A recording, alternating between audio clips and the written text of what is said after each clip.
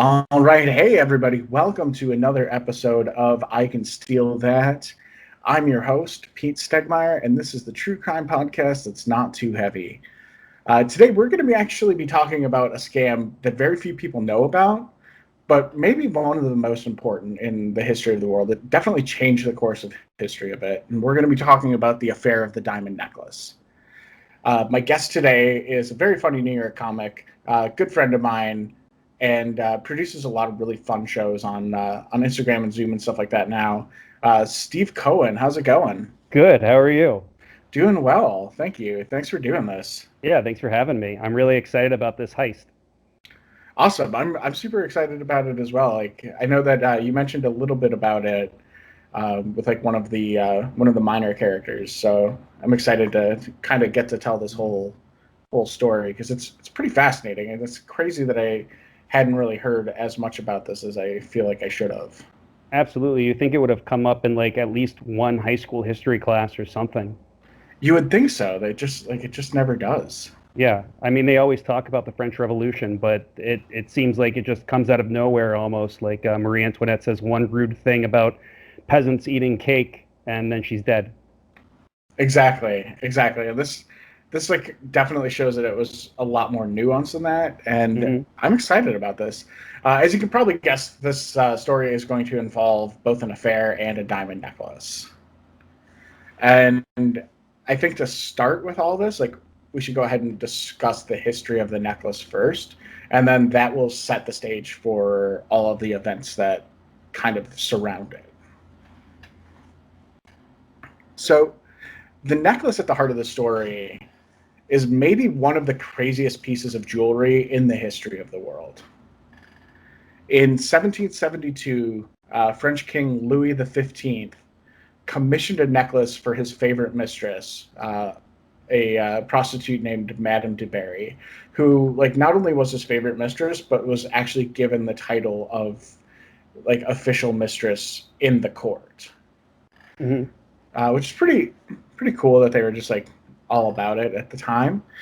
And so Louis XV reaches out to a team of Parisian jewelers, Charles Auguste Boehmer and Paul Bassange. And he describes the plans that he has for this necklace. And the two of them spend the next several years acquiring enough diamonds that meet the standard for both size and beauty. And both of them almost go bankrupt in the process like several times because they're spending so much money on these like insane diamonds. The necklace itself, and I'm gonna make the picture of the necklace the cover art for this, so you'll be able to see it when you listen. But the necklace at the heart of this, it consists of a row of 17 different diamonds, each of them the size of hazelnuts, a three-wreathed festoon, and droplets that surround a diamond called the Queen of Diamonds. In total, the necklace ends up consisting of 647 stones, each of them flawless or nearly flawless, like flawless for the time at least. And it weighs an astonishing 2,800 carats.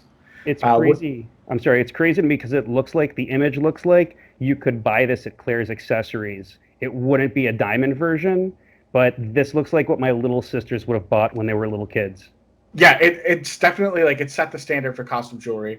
And just as a fun note, 2,800 carats of diamonds is approximately 1.25 pounds of diamonds, which is insane. Like it wouldn't even be comfortable. But I mean, I guess when you're the king of France, then the drip comes first.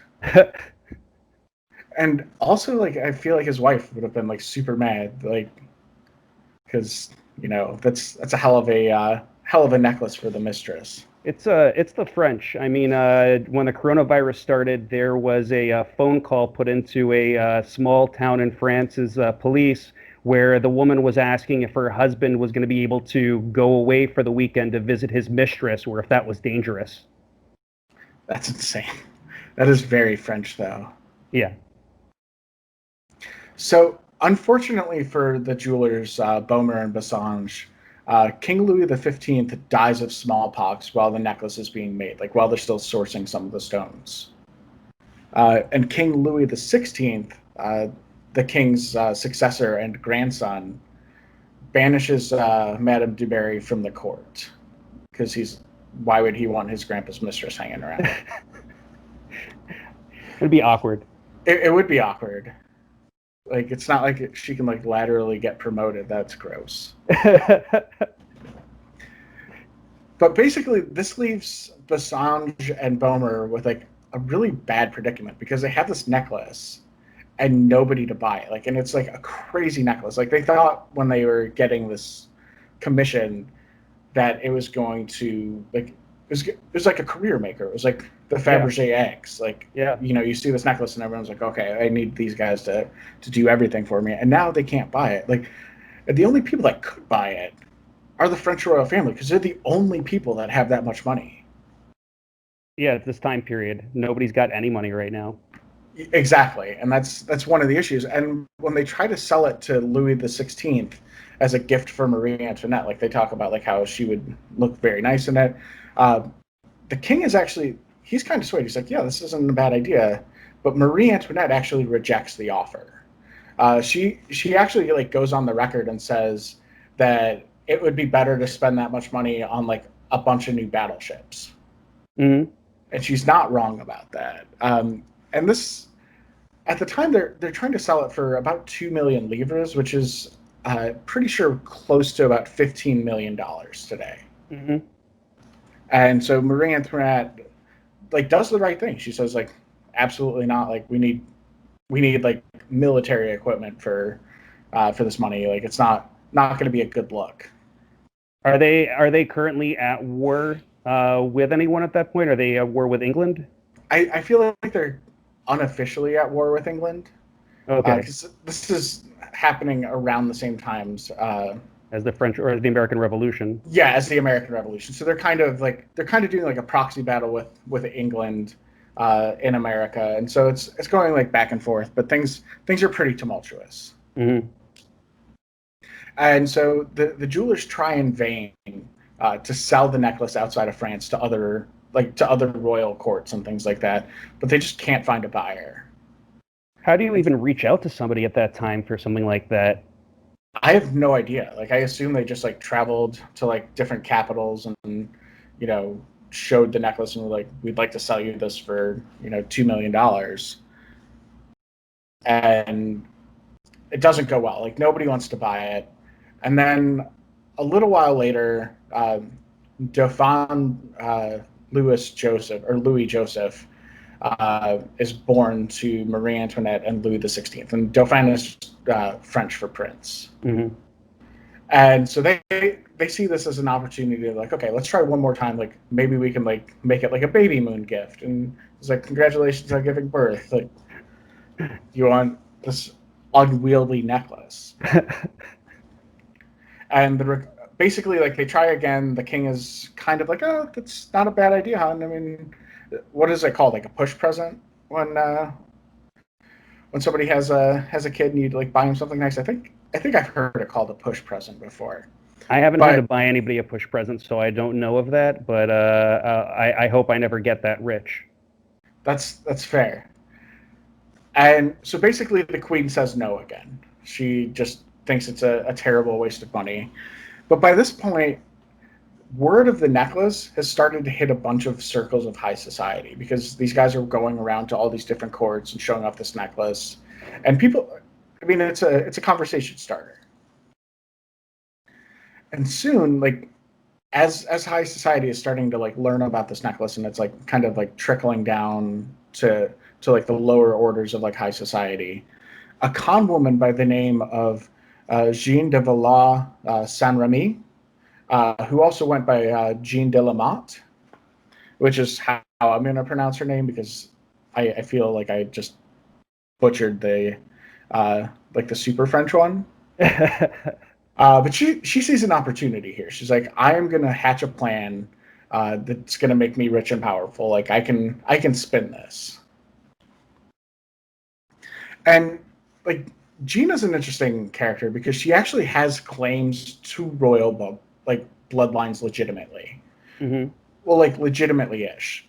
She was the descendant of one of King Henry II of France's illegitimate sons. So she has royal blood in her veins, like even if it's via an illegitimate son. And this is kind of enough to just like keep her in some of the circles. And on June 6th, 1780, Jean marries a man named Nicolas de la Motte, who is an officer in the Gendarme, which is a heavy cavalry unit. And he called himself the Comte de la Motte, or the Count of La Motte, which is a title that was like most likely self-granted, like something that he gave himself. But like, it also like it wasn't like people never really like pushed back on it. They're like, okay, like he's a count and you're a countess. And she was also like getting a pension that she lived off of provided by the king. So like the court is like already like officially recognizing her as a descendant of like one of the kings, and she's getting a pension for it. And they're both just kind of liars. Like, yeah, even though she is a descendant of the king, they're both living off of their lies. Him as a fake count. exactly. So they're honestly well suited for each other, or you would think. Unfortunately, Jean did not think so, and within 5 years of marrying Nicholas, she starts an affair with a cardinal, the Cardinal de Rohan. And Cardinal de Rohan was he was also like an important guy. He was the former French ambassador to the Viennese court, and unfortunately, he had really bad blood with Marie Antoinette. Marie Antoinette hated him, and with because good reason. Yeah, I mean, definitely like good reason. Like, honestly, this whole thing has made me like very sympathetic to Marie Antoinette. Yeah, me too. I was not expecting to come out of this story being like, oh wow, like there's nothing that she could have done better in any of this. Yeah, no, she honestly like tried to play everything like as best she could, and she just got caught up in a lot of bad timing. And I think that's what's exciting about palace intrigue stories. Like, it's nuts. I mean, there's just so many things happening behind the scenes that even the most powerful person in the country can't control it. That's what makes this so exciting. Exactly. It is really kind of fun and cool, and that's like the stuff that I liked about like Game of Thrones and stuff like that, where it's like the battles are cool, but like the real intrigue is like all of the diplomacy stuff and all the craziness that happens within there. They go walk in the garden. Exactly. Like the garden walks were like always the best part. And so basically the reason that Marie Antoinette hated the cardinal was because he had spread a bunch of rumors about her mother, Holy Roman Empress Maria Theresa. I did not realize also that Marie Antoinette was the daughter of the Holy Roman Empress. Like, I knew that she had been nobility, but I did not realize that she was Holy Roman Empire nobility. Yeah, she was pretty big. I think I also read that he had spread rumors about Marie Antoinette to her mother as well. So he was playing both sides. Yes, he was. He was like definitely not a good dude, and he was saying a lot of stuff. But he was also desperate to get back in her good graces because it's really important to him that he becomes one of King Louis XVI's ministers, because he wants that. Like, he's trying to do a power grab. And during this time, Jean actually sees an opportunity here, and she's like, "Okay, well this guy's a useful idiot," and she tells him she tells him that she happens to be friendly with Marie Antoinette, and she's willing to put in a good word. And so Rohan like goes nuts for it, and he starts like writing a bunch of letters to the queen, and Jean takes them. She's like, "Oh, I'll give them to the queen," and then like reads them herself. Obviously they never make it to the queen, but she has somebody like forge letters from the queen, and gives them back to Rohan, saying, "Oh yeah, these are from Marie Antoinette." And over time, she's like basically like she starts shaping these letters to make Rohan think that Marie Antoinette is falling in love with him, which is honestly it's so funny. Dangerous. It's funny too, but it's so dangerous what she's doing. But what's Rohan gonna do? Like, he can't go and check with anyone else to be like, hey, is this really Marie Antoinette? Because then more people are gonna know about these like in between, indiscreet letters he's writing with a queen. Exactly. So she's like totally insulated from it. And the letters like start getting spicier and spicier. And eventually he ends up like begging Jean. He's like, please just like set up like a midnight rendezvous with Marie Antoinette. And so she does. She sets up a meeting in the middle of the night in August of 1784. And Rohan like makes his way to the gardens of Versailles where this is supposed to happen, and he meets with the queen. Except it's not actually the queen; it is a prostitute named Nicole Leguay de Livia, who is hired because she looked exactly like Marie Antoinette. Like she was like famous for being the prostitute that looks exactly like Marie Antoinette. And like Rohan's like smitten, and he gives her a rose, and the fake queen like says, everything is all is forgiven. Like we're good now. That's crazy too, that there was a prostitute in Paris that was known for looking like the queen. So that means that people were going to her specifically because they wanted to be able to imagine this night with a queen. How weird, how weird for everybody is that? No, it's very weird. It's kind of like when there was that like when Sarah Palin was the vice presidential candidate. And then, like I think it was like Lisa Ann or something like that, like made a career out of looking like Sarah Palin doing adult films. I feel like it's important that we Google this. It is Lisa Ann. You're right. It is Lisa Ann. That was so weird. Yeah, it was a real weird time. Yeah. I mean, it's really hard to connect as an American to some of the social mores that are going on that are just completely acceptable. Like, not only did the king before this have a mistress, but that she was the official mistress of the court. Like, I could see Trump getting away with it, but I can't see any president before him getting away with it. That's It's fair. absolutely crazy. It's Not since absolutely crazy. Polk, at least. Not since Polk. Did Polk have an official mistress? I don't know, but I know he was like a while ago, and times are different. Okay, fair enough. I'll have to go look back at James K. Polk. And does I feel like I kind of forcefully brought up Trump there, but does Melania's situation and Marie Antoinette's situation remind you at all of each other? These sort of like outside, beautiful characters from foreign countries that just sort of have this unfair view thrust upon them.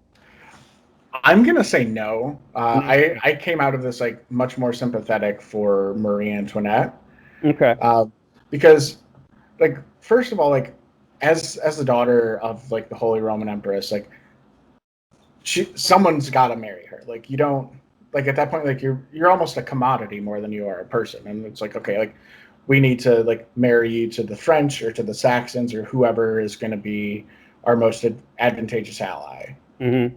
And so I don't think that she got to like necessarily marry out of love. I hope like and maybe they like fell in love, but I don't think that it's the same as being this like businessman's third wife, uh, and knowing that like doing it only for the money, like for your own benefit.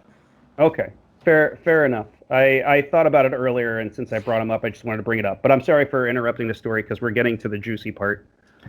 We are getting to the juicy part, but yeah, no worries. But yeah, that's all I'll say on that because I try to not get like super political. But anyways, so at this point, like Jean, she kind of like rolls out stage two of this plan, and she starts hitting up the cardinal for like huge sums of money by telling him that the queen is working on charity projects and that she needs the money to basically do philanthropic work. Hmm.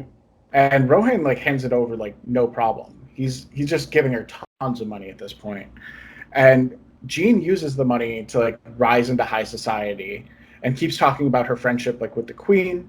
And eventually like other people within like the court and these high social circles like start to think that it's like real because it's like how is this lady getting all this money? She must obviously really be friends with the queen. And eventually as she's like rising through these like social circles and things like that, people, especially Bomer and Bassange, the two jewelers, they try to use Janine to get Marie Antoinette to reconsider the necklace because they're still trying to sell this thing. Mm-hmm. And at first she like tells them no, but then they offer her a commission, and then she's all about it. She's like, yeah. She's just pulling in money from all these different sources all of a sudden. It's insane. Exactly. You have to have multiple revenue streams. And she's got active money, passive money. She's living the dream. She can retire whenever she wants. But Jean knows that she can't sell the necklace to the queen. She's like, there's no way she's going to do this. I can't even access the queen. But it doesn't mean that she can't sell it. Mm-hmm. And she's like, okay, well, I'll figure this out. And so she writes a series of letters as the queen and basically like writes them to Rohan, ordering him to buy the necklace. And she tells him that he needs to be a secret buyer because the people will revolt if they know that she's like making such like lavish purchases during really hard times. And like Rohan eats it up. He's like, of course I'll be your secret buyer. And Jean signs these letters Marie Antoinette of France. And Rohan just eats him up. And he's such a simp. He is a simp. He's like the first, well, not the first simp, but he's a pretty good example of a simp. He's the simp of the French Revolution. He really is.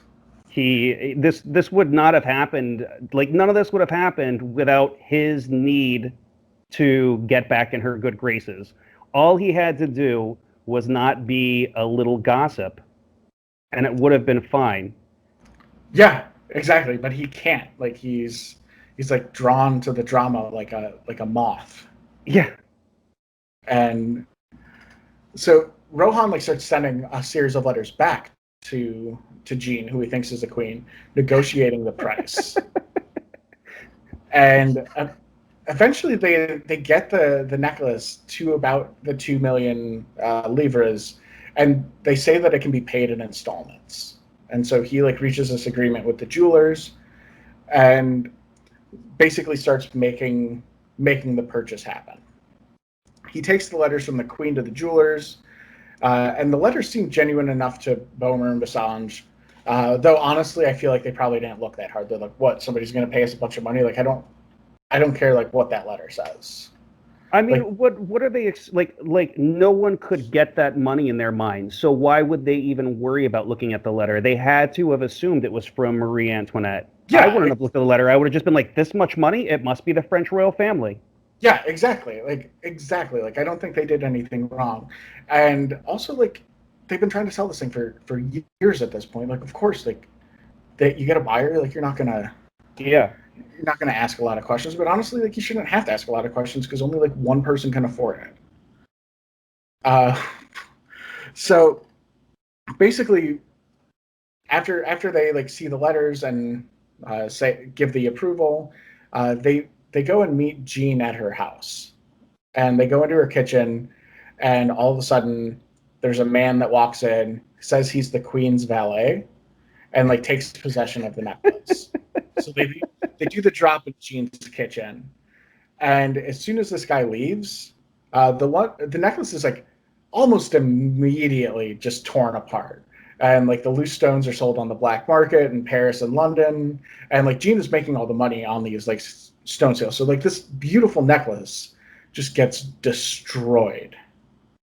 So she's got the money from Rohan, she's got the commissions, and she's got all of the money coming in from breaking it up. And so she must be rich. She's loaded at this point, like because all those revenue streams. And finally, and she also like negotiated like in the letters to do like payments in installments, so she didn't even have to like pay anything up front. And so basically, it eventually comes time to pay the jewelers, and Jean goes and like makes the payment on behalf of the cardinal because remember, like they're trying to do this in quote unquote secret. But the notes that he provides are like insufficient, and so. Basically, she bounces a check to him. And the jewelers are a little upset, and so they go to the real queen, Marie Antoinette, and she's like, yeah, I never got or purchased a necklace. And they're like, what? Like, here's all this stuff. She's like, 1,000% not me. I told you no like how many times. And these guys are like, oh no. And then all hell breaks loose.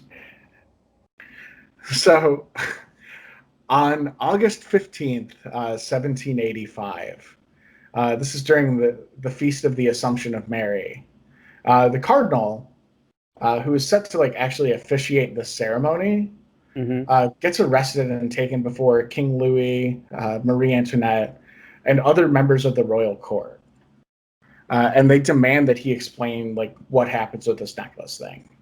It's so theatrical. It's so cinematic. Like he's getting dressed, probably getting ready to go and perform in front of the king and the queen this whole service, and instead, all of a sudden, he's dragged in front of the king and the queen so that he can be reprimanded for all of these possible crimes that he didn't even know he committed.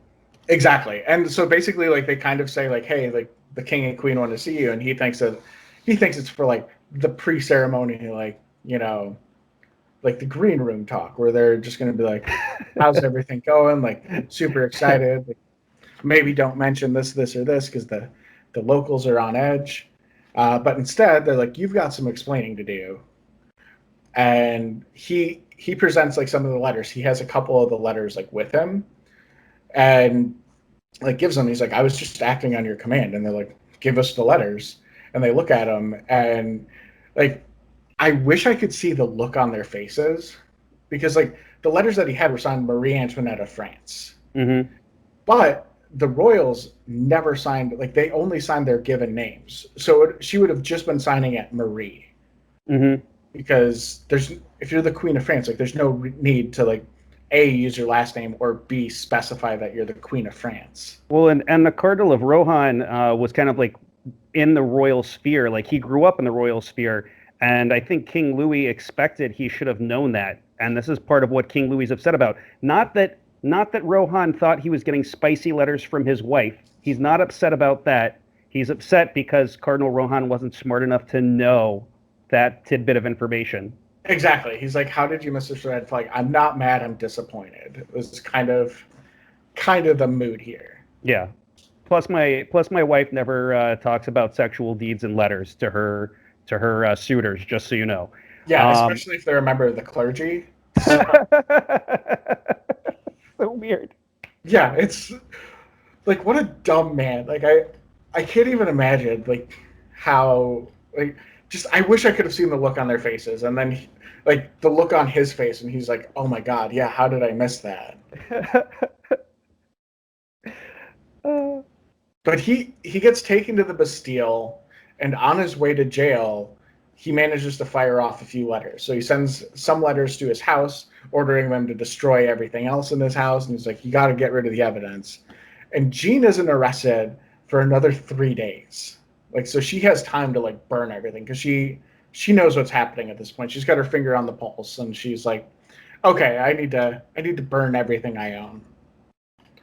And she gets arrested, along with the prostitute that pretended to be the queen, a man named Rateau de Villette, who is actually the person that had forged the letters, uh, posing as the queen, and an occultist named Alessandro Cagliostro. All of those guys are arrested, and Alessandro Cagliostro was just kind of a nuisance, and they didn't really think that he like had anything to do with it, but he was like, I guess like what they would call at the time like a rapscallion, and they're like, let's see if we can like bring him in on something, and they're like, bring him in for the necklace. And I'm like, I don't think he did it. And they're like, I don't really care. And so all of them end up getting arrested, and a trial begins. The trial starts for the Cardinal de Rohan, and the Pope is furious because he feels like with one of his cardinals being on trial, he should be the one acting as the judge. But instead, that job goes to Parliament because it's a that's how trials work in France. yeah, but And I mean, do you really want to piss off the Pope? I mean, he's so powerful at the time in Catholic France. I mean, it seems like another huge mistake that they made beforehand because I feel like when the French Revolution happened and the Pope's pissed off, they didn't get really help from other Catholic kingdoms to stop it. Yeah, that's very true, and I think that does have an effect on here. But they basically just ignore the Pope. Like he writes a bunch of letters and they just don't respond. Yeah, and Cagliostro is so weird and interesting. He's kind of like a mix between Alex Jones and a magician. Like he just goes around saying like wild, crazy things all the time, and also he does parlor magic. Yeah, he's basically like 17th or 18th century like Anton LaVey as well. That's great. Okay. He's like, I'm spooky devil man, and and like nobody really likes him. It's honestly it's like David Blaine, where he's like, There you I go. learned this from a mystic, and he just like does like dumb looks and like sticks like a skewer through his cheek, and everyone's like, that's real dumb. Like that's not even a trick. You're just sticking a skewer through your cheek. But we didn't have Instagram back then, so like the royal families were bored enough that they would be like, okay, well, we don't like you, but come and perform for us, we guess. Exactly. Just to they would just get annoyed with him and send him away. Exactly. And so basically, like this trial goes on. The Pope is like super angry, and it's pretty much like the closest thing that the 18th century France has to the OJ trial. Like people are eating it up, and eventually the cardinal, the prostitute, and Cagliostro are all acquitted. They're like, yeah, we don't think that you guys did anything wrong. Like we're certainly, and honestly, like good on them for being progressive. Like with this prostitute and be like, your whole thing is you look like the queen. You didn't really do anything mean. Like good on them for not like making it harder for a sex worker. And so yeah, those three get acquitted. Jean is not so lucky. She gets found guilty and sentenced to whipping, and then she gets branded with a V on each shoulder. And the V stood for Velouse or thief. So basically, she got two scarlet letters burned into her, and then she's sent to jail at a prison for prostitutes. Like there's an island prison that was just for prostitutes, and she gets sent to jail there. And Jean, being the goddess of grift that she is, escapes in less than a year. She just dresses as a boy and like quickly goes to London. I like how many stories there are throughout history. I mean, it's not like there's, hundreds of them, but there are dozens of stories of women just being like, well, I'll dress like a man. And everyone gets tricked and confused by that back then. Like, Yeah. That's enough. Yeah, exactly. Like Amanda Bynes movies, but in like 18th century. I think she had a couple movies where she pretended to be a guy. Yeah, or on the other side, white chicks with the Wayans brothers. Like everyone just gets fooled. A little bit of makeup and dressing differently, and that's it. Exactly.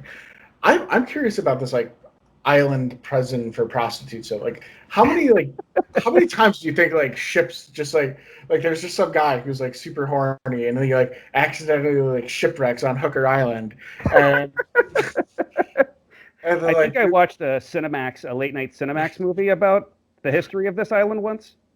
but like it has to have happened at some point. They're like we're supposed to go like fight in the Americas, and they're like this honestly seems better, and they're like you're not wrong, but like we said we would go fight the Americas. I mean, but again, the social mores of Europe, of continental Europe, so different from the Americas that I feel like prostitution was, pretty normalized out there. Like you wouldn't necessarily need to even go away to this island. Yeah, It was there for you if you wanted inside of the big cities. yeah, it was kind of weird that because like they knew that like there was this prostitute impersonating the queen, which you would think would be like one of the more egregious offenses, and like they just let her go. Like so like prostitution was like super common, but then they also felt like they needed to have like a prison specifically for prostitutes. Yeah, but meanwhile, don't write letters as the queen saying that you're going to, have sex with a cardinal. That'll get you put into a prostitute prison. Yes, that will get you put into it. And they also like I appreciate the discretion they had where they're like, well, she didn't like the prostitute didn't write the letters. Like Yeah. she basically just showed up for an episode of The Bachelor, got her rose, and went home. Yeah, like she was told to do the thing she was known for, which was impersonate the queen. And hey, this time she didn't have to do any coitus for it. Good for her. Yeah, exactly. Yeah. And so Jean like flees to London. Her husband, the military office, also gets tried, like Hmm. basically just for being her husband. But like he's off like fighting battles, and so they don't like actually bring him in for a trial. They just kind of try him in absentia, Hmm. and he's found guilty of who knows what. And they force him like to go from like being a military officer to being like a galley slave. And they're like, okay, well, you're just gonna wash dishes for like the rest of the war. It's pretty unfair.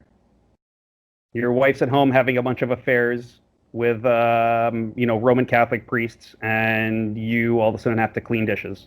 Yes, it's not the best, and usually like the military justice system has not gotten much better than that. Like I know a couple people that have like had their like wives like steal money or something like that, Uh-huh. and then they get like they're like, well, we can't like really press charges against her, but you lived in the same house, so we're gonna like take your rank. Yeah, Reddit's got like constant stories that pop up on the front page for like military wives specifically, and just some of the crazy things that happen with military wives. And it doesn't sound really all that great if you got married to someone right when you get into the military. I don't know. I mean, I guess I do know why people do it. You want to get home from the military and work on making babies. I don't know. Well, a lot of times like you're financially incentivized in the military to get married. Really? Yeah, because you get paid more. Um, Oh. and so and it's a lot more. Like if you're a private in the army, like I think when I was a private, like sometimes I was making like $1,000 a month, like, Ugh. and like most of it is like because you're getting your housing paid for, like you live in the barracks, but the Hmm. barracks are awful. Like the barracks are basically just like a college dorm, but you're a whole adult, and then also like people are like banging on your door at 5 in Don't the you morning.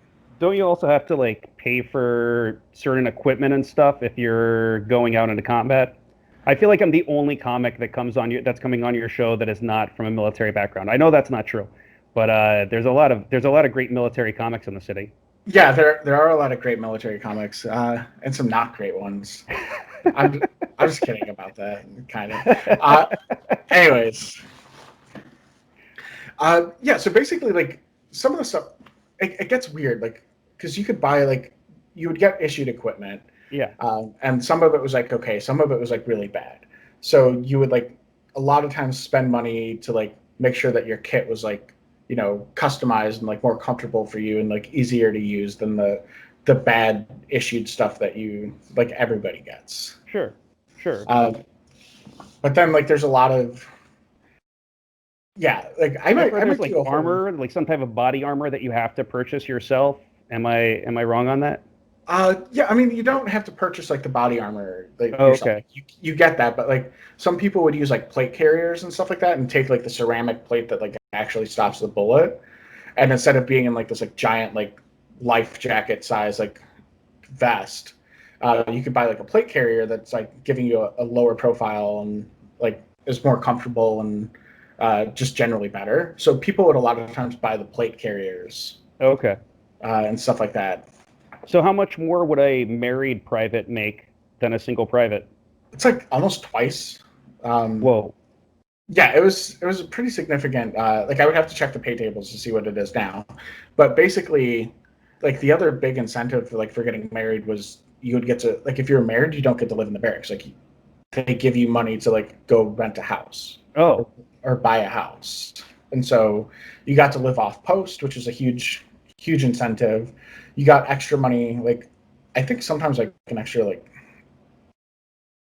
I guess some of it depended on like where you were stationed. Like if you were in a more expensive area, you might get like $1,000 a month, like towards rent or whatever. It kind of depends. Like I forget the exact numbers, wow. but yeah, you and then also like you got money for food, and like basic allowance for like sustenance and stuff like that. So like you could make a lot of money. And then like also if you had kids, like the number of dependents that you had would oftentimes increase like the amount of money that you got.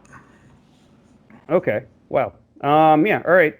I had never heard of those as being reasons. I just assumed it was for sex. I apologize to all of the military dudes that I always thought were just getting married to get laid. No, they were not getting Uh, married, but they were also not getting married for love. They were getting married to make an extra $600 a month.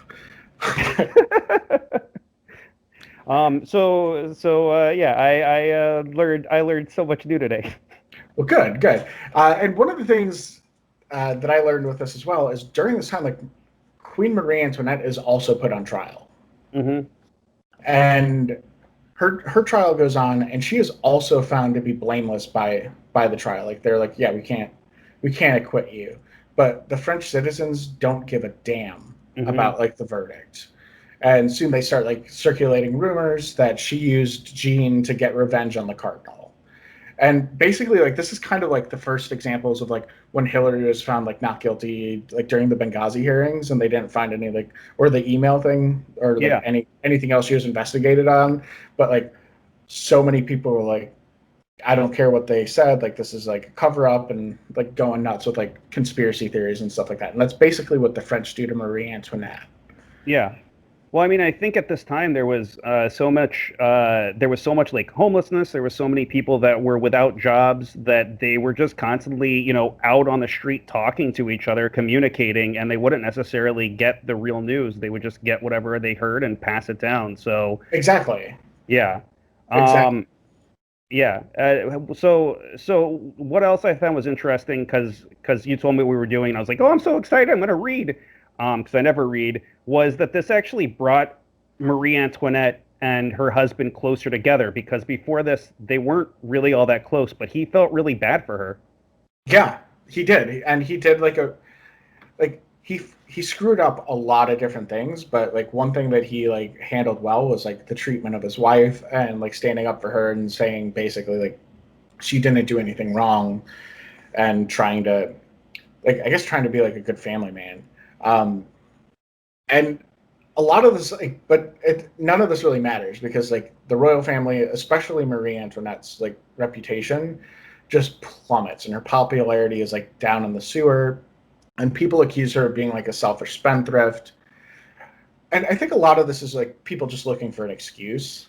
Um, but she never recovers from this, and the backlash of the trial like basically makes her isolate herself like further. She's like, well, the people hate me, so I'm not going to go out and see the people anymore. And then that kind of acts like a feedback loop, and they're like, well, she's isolating herself because she hates us poor people, and really, Which I get is funny because she looked at the poor people and wanted to be like them. I don't have you ever heard that she had like built a fake small French village on her palace in the back, and whenever she wanted, she would just show up and act as if she were a poor person with them. Not a poor person, like a villager. She would go do villager things with them. that makes that makes sense. Like I honestly feel really bad for her. I think she got a really bad. Like Yeah, I mean, I guess it's bad of as bad of a deal as you can for like being the Queen of France. Like I feel like there's still a lot of good days, but yeah, just that one big bad day at the end, especially. yeah, and basically like all of these views that people have of her, uh, like really become the theme of the French Revolution, and that happens just 4 years after this trial, which famously ends with a bunch of people's heads falling off. Yeah. Um, I also found through reading this, did you know that Jean de la Motte, when she ended up in London, she actually made a book about her life? I did not know that she made a book about her life, but I'm glad you brought up her time in London because Okay. it is not great for her in London. She actually suffers a terrible death. Really? I did not know that. Yeah, she so basically like once she gets to London, she does like do the she does a few things, but she basically like continues to grift because it's in her blood. Yeah. And so the way she actually dies is and this is like this last little bit is kind of like the end of the Breakfast Club where you get like the little blurb about everybody. But uh, Jean actually like she dies like she falls out of a hotel window while trying to hide from debt collectors. What? And during the fall, she breaks both legs, one of her arms, and loses an eye. Oh, Yeah, and then she's like just found like mangled in the streets, like Oh, dead. how does she lose the eye? Okay. Oh, she's dead. Okay, forget it. I don't want to know how she loses the eye then. Yeah, but they Perfect. find her like with two broken legs, a broken arm, and missing an eye, Oh, and like she just is found dead August 23rd, 1791. And this is actually 2 years before Marie Antoinette goes to the guillotine. So at least Marie Antoinette had that. Um, the cardinal and Villette, they both survived the revolution, but they both die in exile. Like they both are basically persona non grata for different reasons. And so they kind of just leave in exile and both die there. Jean's husband, Nicholas, finally gets freed from his sentence as a galley slave following the revolution, and he moves back to Paris. So like he makes it out the best. and Kind. he ends up working, I think, for the king in exile. He becomes a bodyguard for the next Louis. Yeah, I think some of this as well becomes some of the basis for some of like Alexandre Dumas' books, like The Man in the Iron Mask and The Three Musketeers. Really? Like Okay. especially like the King in Exile. Like I think it becomes like a big part of some of the inspiration for The Man in the Iron Mask, especially. Okay. That's it's just such an insane story that the downfall of these, super rich people and this long-lasting society. Like, I mean, Paris and France were around for so long as this monarchy to fall apart because the king wanted to buy his mistress a diamond necklace and then nobody would buy it is insane. It really is, and it's nuts just like how much this impacts like history. Like I think that the French Revolution still would have happened, Sure. but would it have happened as spectacular or as quickly without this? Like I don't think so. I think this is like definitely like not the match that starts everything, but definitely one of the buckets of gas that gets dumped on everything. Yeah, well, I mean, it just makes everyone feel so far apart and distant from the monarchy. It really highlights these people are buying $15 million necklaces when we can't eat. Yeah, exactly.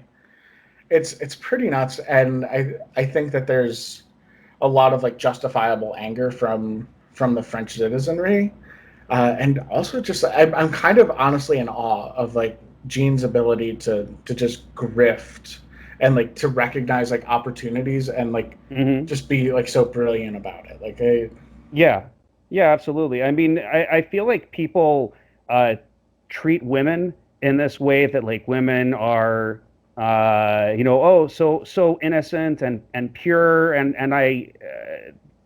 they're they're so full. Like I know so many women that can sell. I own a sales business. I have so many competitors that can just sell the pants off me. They're just so much better at selling and at turning ideas and words into different things. Um, I don't know. I feel like I made women sound bad that they're not pure, but I feel like they're always underrated, and I feel like you shouldn't underrate women. It's a really dangerous thing to do. Yeah, I would agree with that. I think that's a very good way of putting it. So, Steve, if somebody wants to find you on any of the social medias or any of the online platforms, what's the best way for them to get in touch with you? Yeah, I'm at Monkey in Heaven on Instagram and Twitter if you want to hear some dumb jokes. And every Wednesday, if you go to fcomedyclub.com, you can get tickets for WTF Steve. I've got a trivia game show where I ask stupid questions of comics. Hopefully, Pete will be coming on in September. I don't know if you've sent out your avails to Felicia for that. Um, but that's I just a have dumb not game yet, but show. I'll do that. Okay, yeah, it's just a dumb game show. I just ask stupid questions and then insult the comics for not getting them right. Perfect. That sounds a lot like my childhood. So I'm looking forward. Awesome. Yeah, so this is a lot of fun. And if you're enjoying the podcast, definitely feel free to reach out to us at I Can Steal That on all of the platforms. That's Facebook, Twitter, Instagram. You can check out our website at icanstealthat.com. Email us at icanstealthat@gmail.com. I love hearing from you guys. And we also have our Patreon. And if you've donated to that, I've read your name off already. And we're looking to grow that and make that even better. So definitely feel free to support us on Patreon. Just search I Can Steal That and you'll see it right away. And if you're looking for like an easy way to support the show and you don't want to spend money, like I totally understand that the show is always going to be free. Just leave us a rating or a review on iTunes.